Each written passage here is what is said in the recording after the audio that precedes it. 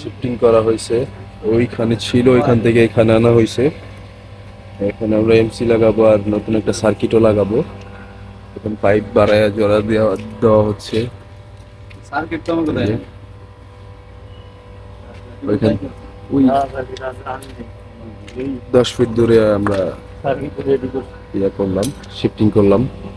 শেষ হয়ে গেল বসাতে দেয় না এখানে আসতে ওয়েল্ডিং করার আগে ভালো করে গোসল নিয়ে নেওয়া ভালো। পুরান পাইপ আমাদের শিফটিং করার কারণে পাইপ বাড়ানো হয়েছে, তো এখন এই যে পাইপে ওয়েল্ডিং চলতেছে।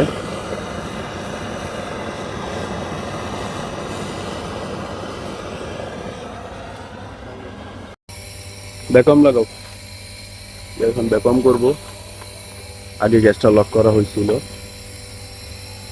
পরে আমরা পাইপ বাড়াইছি, যেটা ওইখান থেকে এখানে নিয়ে আসছি। পাইপের বাতাসগুলো অবশ্যই বের করতে নিতে হবে। এটা পরিষ্কার করে নেন ভালো করে।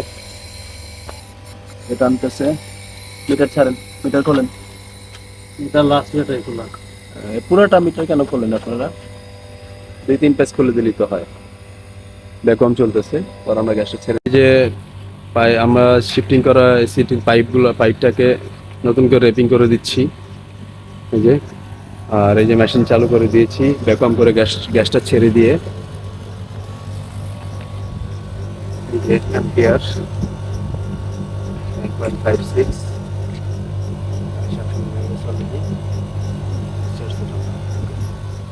কাজ কমপ্লিট।